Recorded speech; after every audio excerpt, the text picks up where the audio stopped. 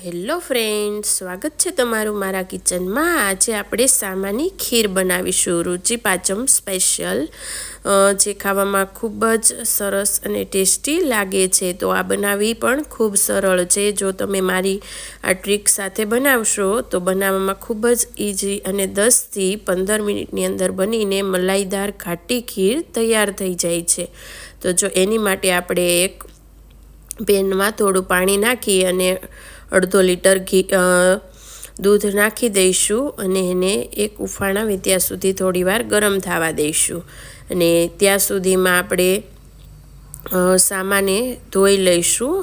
અને જો ધોઈને આપણે 2 ચમચી મોટી જેટલો સામો લીધો છે એ આમાં નાખી દેવાનો છે।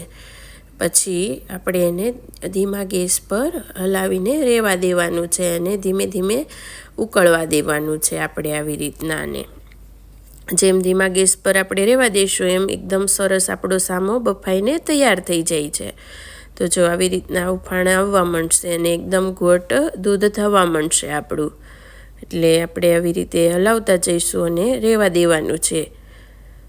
પછી આમાં કેસર નાખી દેવાનું છે। જો તમને કેસર પસંદ ના હોય તો નથી નાખવાનું, અને મેં આમાં કેસર નાખી દીધું છે અને પાછું હલાવી અને રહેવા દઈશું એટલે આપણું દૂધ છે એ ઘટ થતું જશે। જો સામો છે એ એકદમ બધું દૂધ એબ્ઝોર્બ કરી લેશે અને એનો દાણો ફૂલી જાય છે। અને પાછું આપણે એને ઉકળવા દઈશું, ખીરને બનવા દઈશું। અને પછી આમાં મોટી 2 થી 3 ચમચી જેટલી ખાંડ નાખી દેવાની છે। તમે તમારા સ્વાદ પ્રમાણે ખાંડ નાખી શકો છો, જેટલું ગળું ખાતા હોય એ પ્રમાણે તમે બનાવી શકો છો।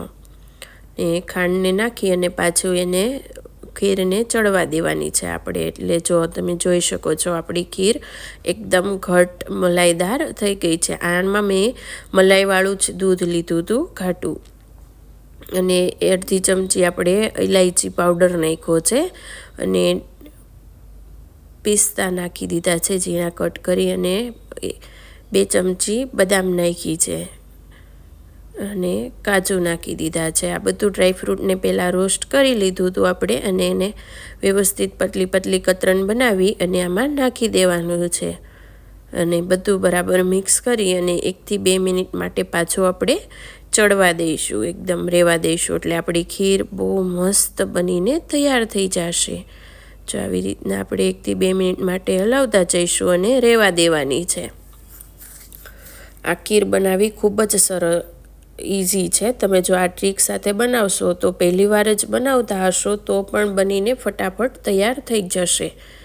હવે આપણી ખીર બનીને તૈયાર થઈ ગઈ છે એટલે આપણે એને સર્વિંગ પ્લેટમાં કાઢી લેવાની છે। તો તમે જોઈ શકો છો કેવી ઘટ એકદમ સરસ ખીર બનીને તૈયાર થઈ ગઈ છે। તો જો તમને નવા વિડીયો મારા ગમતા હોય જોવા તો અમારા વિડીયોને લાઈક કરો, શેર કરો અને સબસ્ક્રાઈબ કરો। Thank you.